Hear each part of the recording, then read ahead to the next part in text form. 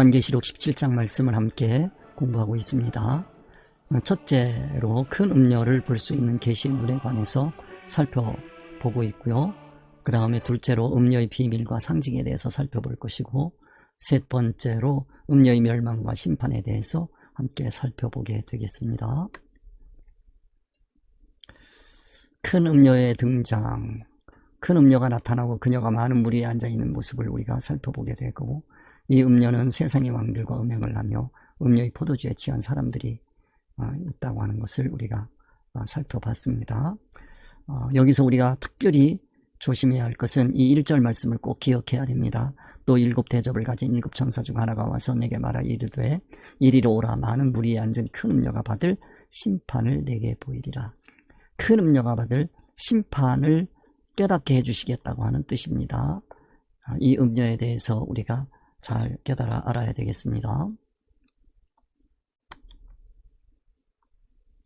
요한계시록 17장 1절, 우리 또 7대접을 가진 7천사 중 하나가 와서 내게 말하 이르되 이리로 오라.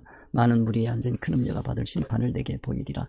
이거 앞에서 살펴봤습니다. 7대접을 가진 7천사 중 하나 하게 되면 하나가 왔다라고 생각하지 말고 대표가 왔다, 7천사가 함께 다 말하는 거다, 이렇게 생각하시라고 말씀을 드렸습니다.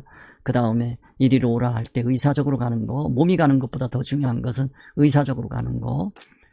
우리가 그 하나님께로 나아갈 때 몸이 가는 것보다 더 중요한 것은 의사적으로 가는 겁니다. 교회에 가는 거 하게 되면, 교회에 하게 되면 유형적인 교회에 가는 것도 중요하지만 더 중요한 것은 그 교회에 계시는, 임재하여 계시는 주님을 만나보러 가는 겁니다. 몸을 통해서 만나는 것도 중요하지만 그거보다 더 중요한 것은 의사적으로 만나는 것. 우리가 예배를 통해서 주님을 만날 수 있어야 되겠습니다. 그 다음 많은 무리에 앉은 하는 말씀 드렸고, 큰 음녀가 받을 심판을 내게 보이리라. 이 큰 음녀가 받을 심판, 이 음녀가 누구인지를 알아야 된다 하는 말씀을 드렸어요. 그래서 음녀를 깨달아서 알아야 되고 그 음녀가 받을 심판을 알아야 된다. 두 번째로 땅의 임금들도 그와 더불어 음행을 하였고, 그 음녀와 땅의 임금들도 그와 더불어 음행하였고 땅에 사는 자들도 그 음행의 포도주에 취하였다. 음행의 포도주 하는 것을 우리가 이해해야 된다고 말씀을 드렸어요. 이 음행의 포도주 하게 되면 이거는 교회이기 때문에 이 여인이 교회의 모습입니다. 교회를 알아야 됩니다. 그 교회가 베푸는 이치에 취한 거예요. 취했다는 얘기는 그것을 자기 것 삼고 그 이치대로 사는 사람을 두고 얘기합니다. 그 음행의 포도주에 취했다 하는 말씀 여러분들이 잘 기억하시고 교회의 중요성을 알아야 되는 겁니다. 이거는 요한이 이 말씀을 깨달았을 때 얼마나 황당했을까를 생각해 보시기 바랍니다. 다음 3절, 그 성령으로 나를 데리고 광야로 가니라. 광야로 갔다는 얘기는 교회의 삶의 터전으로 갔다는 얘기입니다. 교회 생활로 갔다는 얘기입니다. 교회로 갔다는 얘기입니다. 광야에는 누가 있느냐? 교회가 있는 거예요. 그래서 그 교회에서 만난 여인인데 그 여자가 붉은빛 짐승을 탔고, 붉은빛 짐승을 탔다는 얘기는 아주 강렬하고 정열적으로 신앙활동한다는 뜻입니다. 누가 봐도 이건 성령운동으로 보이지 양령운동으로 보이지 않습니다. 이 요한만이 이게 음년에 그가 하고 있는 이 운동이 붉은빛 짐승을 탄 거네, 이거 알 수 있는 거예요. 그러니까 오늘 이 시간도 우리가 말씀을 통해서 나의 모습이, 내 이 신앙적인 열정이 음료가 탄 붉은빛 짐승이네 하는 것을 깨달아야 되는 겁니다. 그래야 그 심판을 알고 그 심판의 두려움에서 하나님 앞으로 나아가게 되는 것이고, 회개하고 바른 길을 걸어갈 수 있게 되는 겁니다. 그렇게 하기 위해서 요한계시록이 주어졌다, 이렇게 생각하셔야 되는 겁니다. 나는 아니라고 절대 생각하시면 안 됩니다. 이게 내 모습이다. 요한이 은혜 받은 것은 바로 이 말씀 속에서 요한계시록 1장서부터 여기까지 오는 동안에 한순간도 나는 여기서 아니야 라는 생각을 해본 적이 없는 거예요. 자기가 자신의 모습을 먼저 봤고 그 모습 때문에 하나님 앞에 죽은 자 같이 엎드러지게 되고, 그때 하나님의 위로를 받게 되고, 그 주님의 따뜻한 손길에 의해서 새로운 길로 나아가게 되는 거지요. 그때 들은 것이 이 말씀을 7 교회 별들에게 보내라 하는 내용입니다. 이 편지입니다. 설교하는 분들은 자기 자신이 먼저 변화되고 그 말씀 속에서 깨달은 걸 가지고, 그리고 그 말씀을 증거하는 자들이다 하는 것을 꼭 이해를 했으면 좋겠습니다. 그 짐승의 몸에 하나님을 모독하는 이름들이 가득하고, 짐승의 몸 이러게 되면 그 짐승의 활동성입니다. 그 활동성에, 이거 예배 활동입니다. 교회의 예배 활동, 열정적인 예배 활동입니다.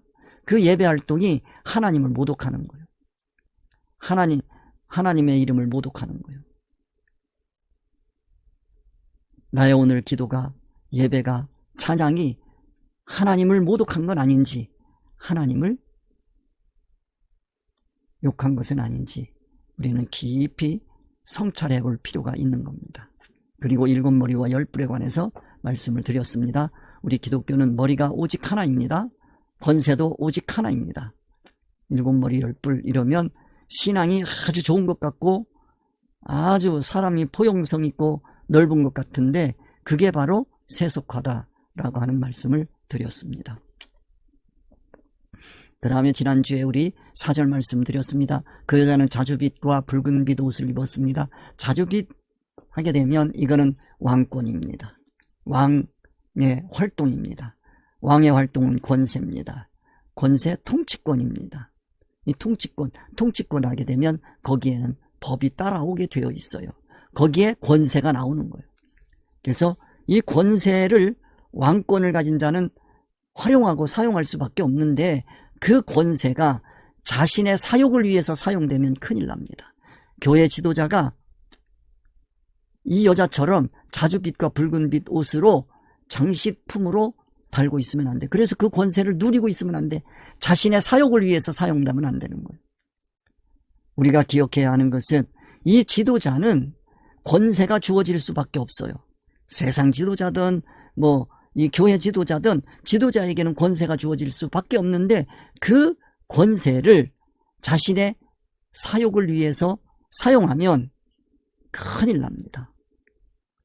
이거는 공익을 위해서 쓰는 거예요. 오직 공의를 위해서, 공익을 위해서만 사용되는 권세라고 하는 것을 알아야 됩니다. 그렇다라고 하는, 세상 사람들은 그 공익이 뭐냐면 세상 나라를 위해서 사용돼야 된다라고 하는 거고, 우리 기독교인은 세상 나라를 위해서, 세상에 나타난 교회를 위해서 공익을 위하는 게 아닙니다. 그 권세를 쓰는 게 아니에요. 천국을 위해서 사용하는 거예요. 이 교회 지도자들이 분명히 깨달아서 알아야 됩니다. 이 교회에 올라가는 그 권세를 갖는 거, 자리를 사모하고 좋아하고 그러는데, 이거 아주 위험한 겁니다. 자기 망하는 거예요. 천국 망하는 거예요. 그 성질을 버리지 않으면 자신은 천국 망하는 자가 된다. 이게 음녀요. 음녀의 성질을 여기서 알아야 돼요. 그 여자는 그랬단 말이에요. 이 음녀란 말이에요. 자주빛과 붉은빛 옷을 입고 아주 열정적으로 활동합니다. 세상 성공을 위해서 권세를 사용하고 자기의 세상 이익을 위해서 열정적으로 활동하는 거지요. 중세시대에 그 유명한 설교가들이 누구냐면, 이 베드로 성당, 큰 성당을 짓기 위해서 돈을 많이, 헌금을 많이 받아내는 사람이 유능한 설교가요.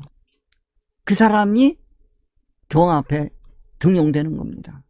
그 모습을 본 마틴 루터가 이건 아니다. 그래서 95개조의 조항을 가지고 우리 토론하자 하고 나선 겁니다. 그때 파문이 되는 거죠. 이러한 모습을 여러분들이 아셔야 돼요. 그 붉은빛 옷을 입고 있다고 하는 것이 무엇인지, 그 다음에 금과 보석과 진주, 금, 변하지 않는 천국의 성질을 얘기하는 것이고, 보석하면 성도를 얘기하는 것이다. 그 다음에 진주하는 것은 그 신앙활동의 환난과 고난을 통해서 자신이 하나님의 온전한 인격으로 자라가는 영롱한 빛을 얘기한다. 즉 하나님의 온전한 인격으로 자라가는 모습, 하나님의 온전한 인격, 이것이 진주라고 생각하시면 됩니다. 그런데 이 음료는 금과 보석과 진주로 꾸몄어요. 꾸몄다라고 하는 얘기는 자기 속에서 나왔다는 뜻이 아니고 외부에 있는 걸 갖다 붙였다는 뜻이란 말이에요. 하나님의 말씀, 금 같은 하나님의 말씀을 표면 이치만 가지고 몇 장 몇 절 몇 장 몇 절 하는, 이거는 꾸미는 거예요. 자신의 속마음을 감추고 하나님의 말씀으로 포장하기 위해서 금으로 포장한 거예요. 이건 속은 엉뚱한 게 들어있는 거죠. 보석, 이거는 성도들을 상징하는 겁니다. 성도들을 갖다 붙이는 거예요. 내가 전도하자고 하는 게 왜 전도하자고 하는 건지 잘 생각해 봐야 됩니다. 사람을 불러다가 하나님의 온전한 인격으로 세우기 위해서, 사람을 세우기 위해서 전도하고 선교하는 것인지, 아니면 자기를 꾸미기 위해서 하는 것인지 살펴봐야 합니다. 진주, 하나님의 온전한 인격이 아닌 세상 인격을 가지고 하나님의 온전한 인격, 성도인 것처럼 거룩한 모습을 꾸민다고 한다면, 이건 요한계시록 17장 4절에 나타나 있는 이 여인입니다. 세상 사람들은 몰라요. 아름다운 교회의 모습이야. 아름다운 교회의 지도자의 모습이죠. 그러나 이 요한은 이 말씀을 탁 깨닫는 순간에 엄청난 충격을 받을 수밖에 없는 겁니다. 손에 금잔을 가졌다, 손에 금잔을 가졌다라는, 금이라고 하는 건 변하지 않는 그릇을 얘기하는 거예요. 성도는 변하지 않은 금잔을 가져야 됩니다. 이거는 예수 그리스도를 통해서 주신 우리의 영이란 말이에요. 그 영에 무엇을 담아야 되느냐? 영에 우리가 담을 수 있는 건 오직 진리 이치밖에 없는 거예요. 천국밖에 없는 거예요. 그런데 거기에다가 세상 온갖 것을 갖다가 담으면 가증한 물건이에요. 그게 세상의 모든 것들은 다 가증한 것들이에요. 하나님이 싫어하시는 것들이란 말이에요. 이 세상의 어떤 것도 거기에 담으면 안 된단 말이에요. 오직 진리 이치만을 담아야 되고, 진리의 사람들만이 그 교회에 모여야 되는 거예요. 교회라고 하는 곳은 천국 백성들이 모이는 곳입니다. 세상 사람들이 들어와서 판치는 곳이 아니에요. 세상 사람들과 성도와의 차이는 자기의 이해 타산가치 판단 평가가 하나님의 의사, 하나님의 뜻인지 임시 세상의 이치인지 봐야 하는 겁니다. 그 음행의 더러운 것들, 음행의 더러운 것들이 무엇인지 우리는 살펴봐서, 아, 이게 바로 음행의 더러운 것들이구나. 음행으로, 즉 하나님의 말씀, 표면 이치를 가지고 신앙활동에서 생겨난 모든 것들은 다 음행의 더러운 것들이요. 아무리 거룩해 보이고 깨끗해 보여도 그건 더러운 것입니다. 그것을 우리는 알아야 되는 겁니다. 자, 오늘 오전 말씀하겠습니다. 그의 이마에 이름이 기록되었으니 비밀이라, 큰 바벨론이라, 땅의 음녀들과 가증한 것들의 엄이라 하였더라. 그의 이마에, 그랬습니다. 이마를 우리가 알아야 됩니다. 그 이마는 인격체의 내면에 자리한 지식 체계하고 거기서 출발한 미래를 바라보는 예지력인 지혜, 그리고 생각과 감정을 포함한 가치체계, 그 다음에 인격 및 성품을 드러내는 곳입니다. 그러한 상징을 이마로 표현한 겁니다. 이마하게 되면 이러한 것들이 표출돼서 나타나는 거니까, 이러한 모습은 정치, 경제, 사회, 문화 등 다양한 영역에서의 활동으로 나타나요. 이 세상 활동으로 나타날 수밖에 없어요. 그러면 이 세상 활동으로 나타난 정치, 경제, 사회, 문화, 그 활동으로 나타난 그 이면에 어떤 지식체계가 자리 잡고 있는지, 또는 그 지혜는 어떤 것인지, 그 생각과 감정은 무엇인지, 어디에서 나온 감정이고 생각인지, 그 가치체계는 어떤 이치에서 온 것인지, 인격과 성품은 어떤 것인지, 우리는 이마를 보면서 내면을 봐야 한다는 겁니다. 그냥 이마만 보면 안 돼요. 이마 속에 들어있는, 즉 이마라고 하는 것은 정치, 경제, 사회, 문화를 얘기한다, 활동을 얘기한다, 이렇게 생각하시면 돼요. 그러니까 교회가 참여하고 있는, 교회는 정치, 경제, 사회, 문화 동떨어져 있는 게 아닙니다. 정치, 경제, 사회, 문화에 참여할 수밖에 없어요. 그런데 그 참여하는 그 이면, 지식체계는 무엇인지, 그 지식체계가 가져오는 예지력인 지혜는 무엇인지, 그 가치체계는 무엇인지, 그거를 살펴봐야 된다는 겁니다. 이러한 활동들을 통해서 그 사람의 정신세계를 볼 수 있는 거예요. 그 교회의 정신세계를 볼 수 있는 거예요. 교회 껍데기 보수만 봐서는 모르는 거예요. 그러나 이 통찰력을 가진 사람은 그러한 활동을 통해서 그 이면에서 작동하고 있는 정신세계를 알아볼 수 있다. 그런 얘기입니다. 정신세계가 표출되는 그 정치, 경제, 사회, 문화로 이 세상에 나타났을 때 그 정신세계를 알아볼 수 있어야 된다. 그 정신세계를 구성하고 있는 가장 중요한 요소가 뭐냐면 가치관이란 말이에요. 제가 그래서 늘 가치관을 얘기하는 겁니다. 가치 판단, 평가 기준을 얘기하는 겁니다. 그 판단 기준이 뭐냐는 거예요. 그 가치관을 형성한 그 지식체계가 뭐냐는 거예요. 그 지식체계가 진리냐 아니면 임시 세상이치냐, 그 얘기요. 근데 교회 하면 성경이란 말이에요. 성경은 진리다 이래버리면 안 된단 말이에요. 그것 때문에 교회의 구원에 상당한 문제가 생긴단 말이에요. 구원 활동에 문제가 생긴단 말이에요. 그 문제를 인지하고 바라보신 분이 누구냐? 예수 그리스도란 말이에요. 그 예수 그리스도께서 그 문제를, 그 율법 속에 들어있는 복음을 캐치해서 그 복음으로, 복음의 눈을 가지고 성도들이 처한 사건과 환경을 바라보게 하는 거예요. 현실이 있단 말이에요. 그 현실을 보게 해주는 거예요. 그리고 그 현실을 동원하신 하나님의 의사에 맞게 활동하게 하는 거예요. 그게 바로 십자가의 삶이고 그게 바로 부활의 삶이 되는 겁니다. 이거를 제가 간단하게 표현해서 뭐라고 말씀을 드렸냐면, 예수 그리스도의 율법적 문제의식과 현실 감각을 가지고 십자가를 지신 삶, 이게 바로 말씀이 육신이 되신 삶이고 이것이 바로 부활의 삶이다 하는 말씀을 드렸어요. 그렇게 이 율법, 성경은 중요한데 그 성경을 가지고 있는 유대인들이 구원하고 연결이 안 된단 말이에요. 이 문제를 알아야 돼요.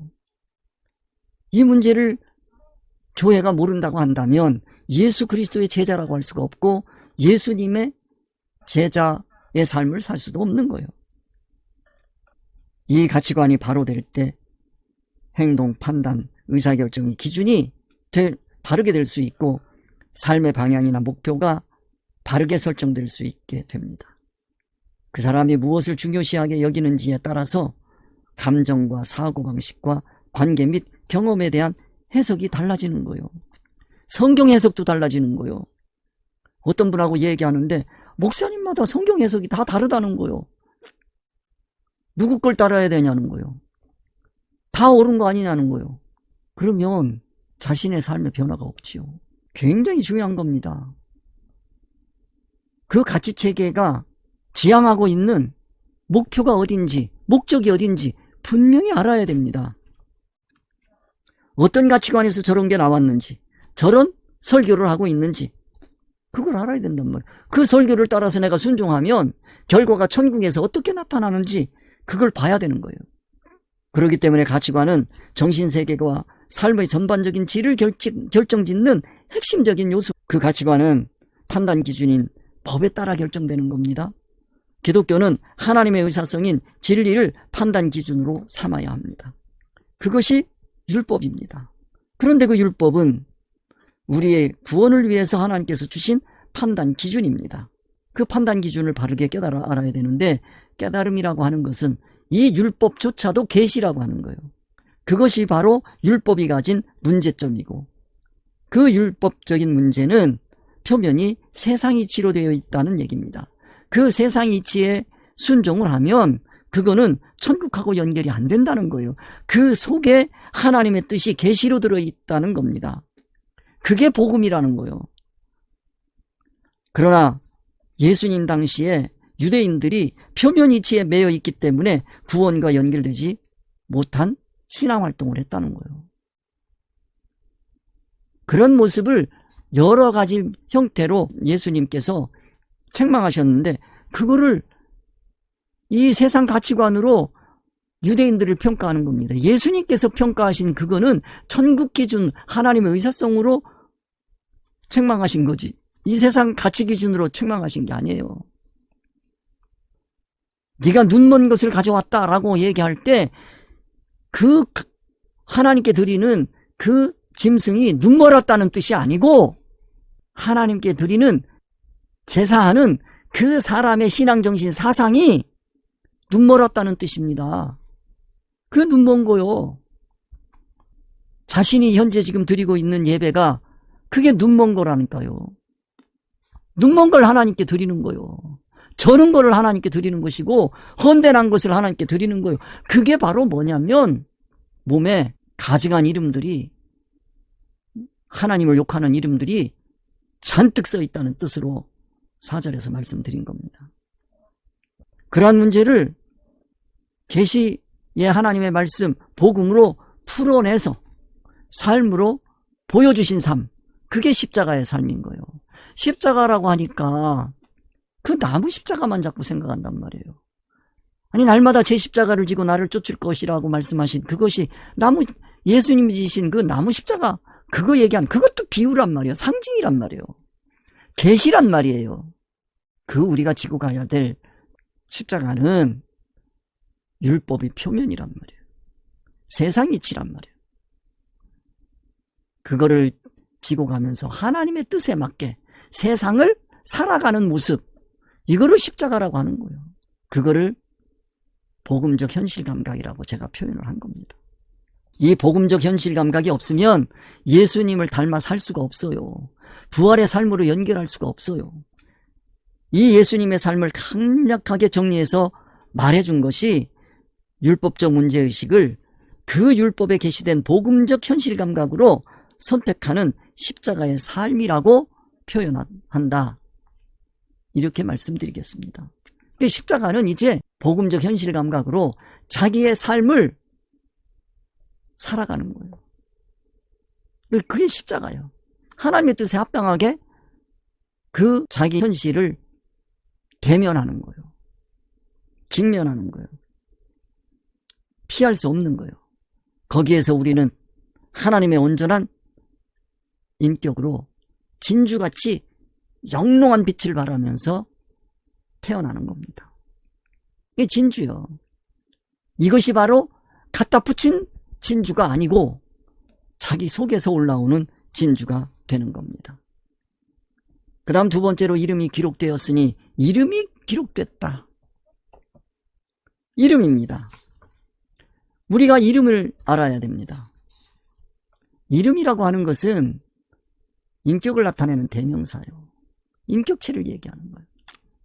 또는 명사란 말이에요. 사물을 구별하기 위해서 지어진 것들이요.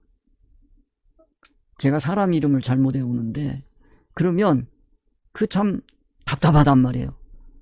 그 사람 아무개 이렇게 해서는 안 되잖아요. 누구를 탁 집으려면 그 사람 특정적인 이름을 딱 얘기해줘야 그게 딱 드러나는 거예요. 그게 이름이에요. 그러니까 그의 이마에 이름이 기록됐다라고 하는 얘기는 이 사람의 특징이란 말이에요. 특성이란 말이에요. 이 특성이 바로 이름입니다. 그러니까 성도 하는 것은 세상 사람들과 구별된 거룩한 존재들이란 말이에요. 이름이란 말이에요. 이게 성도, 이름이잖아요. 이름은 성도라고 붙였는데 그 속에 들어가 보니까 성도의 성질이 없어. 그러면 안 되겠죠. 그래서 이마에 짐승표를 내가 붙이고 있으면 그 짐승이 내가 되는 거예요. 짐승의 표 받으면 짐승의 성질을 가진 사람이에요. 그걸 우리가 알아야 됩니다. 그런데 그 이름이 비밀이라는 거예요. 비밀이라고 하는 말은 여기에 감추어졌다는 얘기고 감추었다는 뜻입니다. 이름이 비밀이라는 거예요. 그럼 비밀이라 감추어졌다.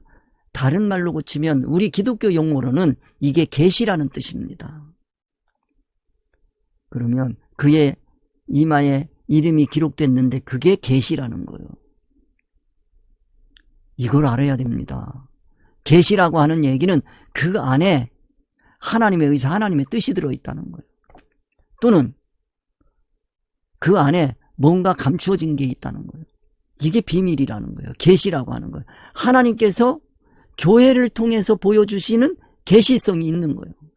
하나님의 의사성이 있는 거예요.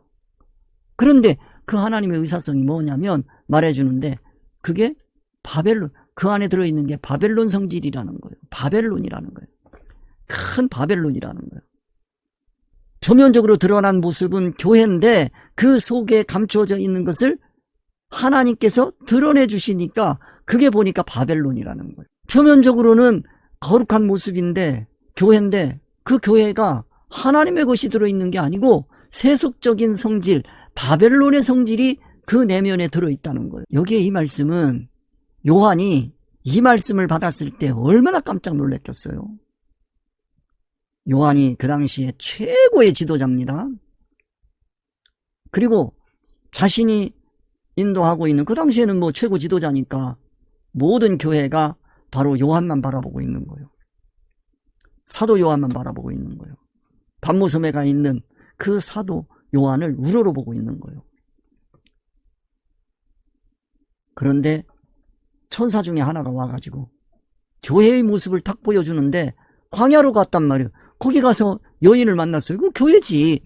근데 그 교회를 딱 만나고 보니까 음녀야. 자줏빛을 옷을 입고 붉은색 옷을 입고 있는 거예요. 금과 진주와 보석으로 치장하고 있는 거예요. 그런 모습을 보고 있으니까 교회가 잘 돌아가고 있는 줄 알았죠. 근데 그게 액세서리라는 거예요. 이 사도 요한이 얼마나 놀랬겠습니까? 한 걸음 더 나가서 말씀하시기를 그러는 거예요. 저 교회가 하고 있는 활동들이 다 음탕한 거다. 나를 욕되게 하는 거다. 말씀하시더니 한 걸음 더 나와서 그 이마에 이름이 기록된데 성도라고 써 있는데 성도인 줄 알았지. 근데 그게 계시라는 거예요. 교회라고 그러니까 교회인 줄 알았지. 사도 요한이 그 당시에 교회를 볼 때 얼마나 자부심을 가졌겠습니까? 그런데 교회를 보니까 계시성을 깨닫고 그 교회를 보니까 바벨론이더라는 거예요. 큰 바벨론이라는 거예요. 이 바벨론을 여러분이 아셔야 됩니다. 바벨론이라고 하는 바벨론으로 비유된 교회의 모습을 우리는 알아야 됩니다. 그 바벨론은 세상 나라들 중에서는 그 당시에는 최고로 성공한 나라예요. 오죽하면 큰 바벨론이라고 얘기했겠습니까? 근데 그 바벨론이 그렇게 커 보이는데 하나님께서 요한에게 말씀하시는 것은 이 바벨론? 너 커 보이냐? 우러러 보이냐? 좋아 보이냐? 그렇게 커진 게 무엇 때문에 커졌는지 아냐? 바벨론이 크게 성장할 수 있었던 것은 다원주의입니다. 다양성을 인정을 한 거야. 그래야 여러 민족들을 하나로 얽어맬 수가 있거든요. 그 다원주의를 선택한 거예요. 그래서 누구든지 오면 다 환영, 받아들이고 그렇게 한 거예요. 그런데 그게 성공한 것처럼 보이지만 사람들은 인지하지 못하지만 그 안에 위험성이 내재되어 있는 겁니다. 왜냐하면 그 속에는 의사적으로 여러 가지 다양한 요소들이 섞여 있기 때문에 그렇죠. 언젠가는 크게 갈등할 거리가 있다. 소지가 있다. 그러한 다양성을 극복해서 하나로 통합하지 못하면 그 다양한 판단 기준이 결국 패망을 초래하게 될 거라는 겁니다. 교회가 선교를 해야 됩니다. 전도해야 됩니다. 그 세상 것들을 끌어모아서 들여와야 됩니다. 그러면 그들 죄인을 포용할 수밖에 없어요. 받아들일 수밖에 없어요. 그럼 받아들였어요. 이게 선교고 전도니까 받아들입니다. 이제 들어왔어요. 다양하단 말이에요. 그 교회에 들어와 있는 다양한 사람들을 하나로 엮어내야 돼요. 이 다양성을 극복해서 단일성으로 만들어내지 못하면 그 교회는 무너지는 거예요. 그 교회는 큰 바벨론으로 끝나는 거예요. 교회에 일단 들어오면 진리 이외의 다른 판단 기준을 절대로 허용하면 안 됩니다. 다른 기준이 들어와 있다. 그러면 이미 신앙적으로 망한 거라고 하는 교훈을 말씀해 주시는 겁니다. 교회를 평가하는 기준이 오직 하나님의 의사, 하나님의 뜻인 표면 아니고 하나님의 의사, 하나님의 뜻인 진리 이치가 아닌 다른 무언가로 교회가 평가되고 있고 교회의 모든 것들, 직분이라든지 사람이라든지가 평가되고 있다고 한다면 그 교회는 바벨론이요. 망할 거라는 거예요. 그걸 지금 17장 5절에서 보여주고 있는 거예요. 그 모습을 요한이 보고 나니 얼마나 깜짝 놀랐겠어요? 얼마나 답답했겠어요? 이런 걸 모르면 이 말씀을 받을 의미가 없지요. 우리는 여기서 분명히 알아야 됩니다. 이 바벨론 성질을 통해서 다양성이라는 용어의 한계점을 꼭 알아야 돼요. 세상의 사람들을 전도해서 선교 차원에서 그 사람들을 포용하고 받아들일 때 기준이 다양하다는 걸 인정하고 그들을 불러들일 수밖에 없어요. 그들을 처음부터 배척하고 골라낸다면 선교가 있을 수가 없어요. 전도가 있을 수가 없어요. 그러나 그들을 받아들이고 이제 그들에게 세례를 베풀기까지 하나님의 말씀으로 계속 기준을 줘야 됩니다. 이해 타산가치 판단 평가의 기준이 하나님의 말씀 진리 이치라고 하는 것을 얘기해 줘야 돼요. 가치 판단 평가 기준이 하나님의 말씀이어야 한다고 가르쳐 줘야 되는 겁니다. 그렇게 해서 교회가 형성돼야 되는 거예요. 그래서 교회는 소그룹이 필요한 겁니다.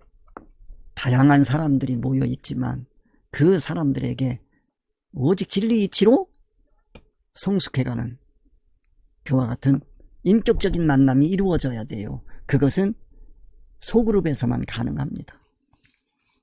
소그룹이 얼마나 중요한지 하는 걸 여러분들이 알아야 됩니다. 그걸 통해서 기준을 하나로 자꾸 모아가는 거예요.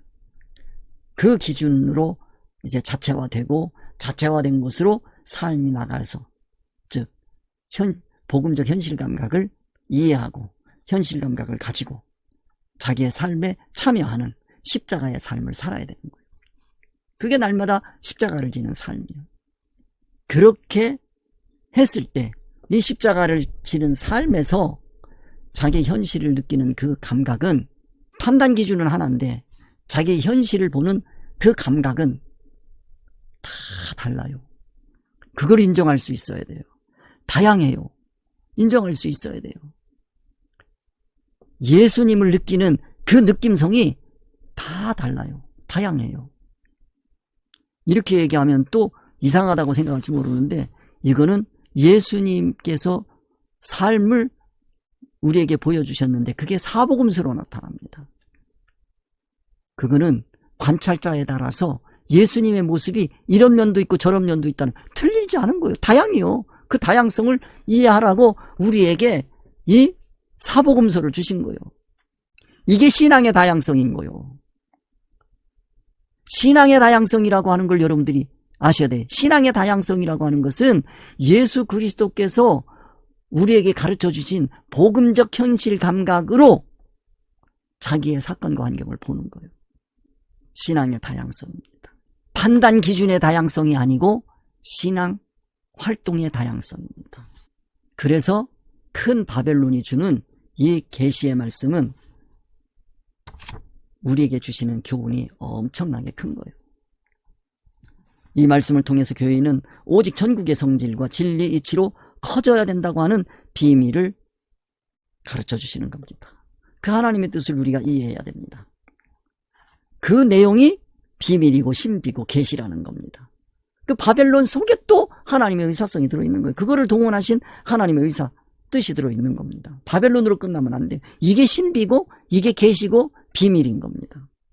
그래서 이 교훈을 통해서 우리는 선교 초기의 다양성과 신앙 성숙으로 신앙으로 성숙되는 과정에서 다양성이 질적으로는 전혀 다르지 않지만 예수님의 교훈의 핵심 가치인 복음적 현실 감각은 다 다르다 하는 깊은 성찰의 세계가 있어야 되겠습니다. 그리고 그 바벨론은 땅의 음녀들이요. 음녀들이라고 하면 이미 말씀을 드렸어요. 땅 그러게 되면 이거 세상이란 말이에요. 세상 이치란 말이에요. 세상 이치, 임시 이치. 그 땅의 음녀들. 이 음녀라고 하는 건 교회에서 음녀는 육체적인 음녀를 얘기하는 게 아니고 신앙적 음녀를 얘기한단 말이에요. 그 교회란 말이에요. 그 교회가 어떤 자들, 어떤 교회냐. 임시 세상 이치를 가지고 신앙활동을 강조해서 신앙활동을 하게 하는 거. 그게 음녀 성질입니다.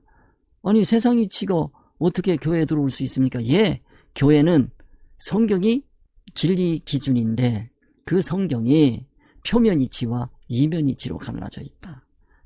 늘 제가 말씀드리는 겁니다.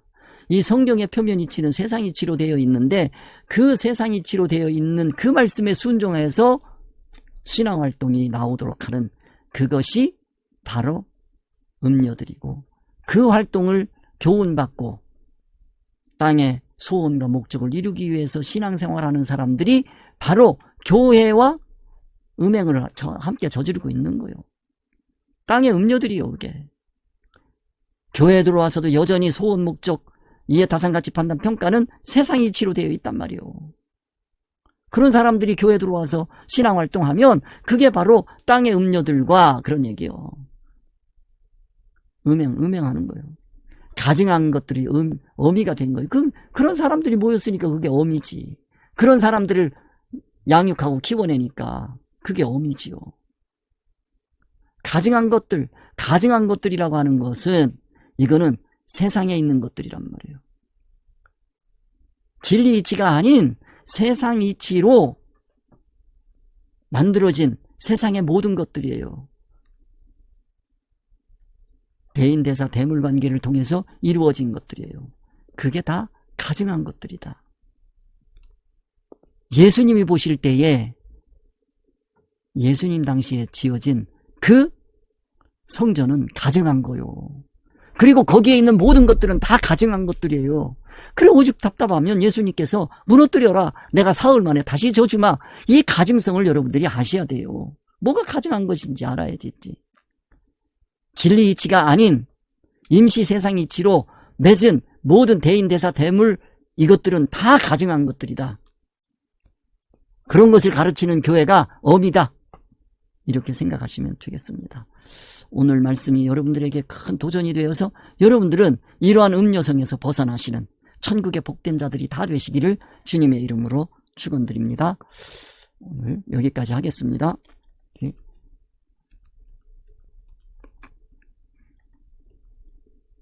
주님 가르쳐 주신 기도하며 마치겠습니다. 하늘에 계신 우리 아버지여 이름이 거룩히 여김을 받으시오며 나라의 임하오시며 뜻이 하늘에서 이루어진 것 같이 땅에서 이루어지이다.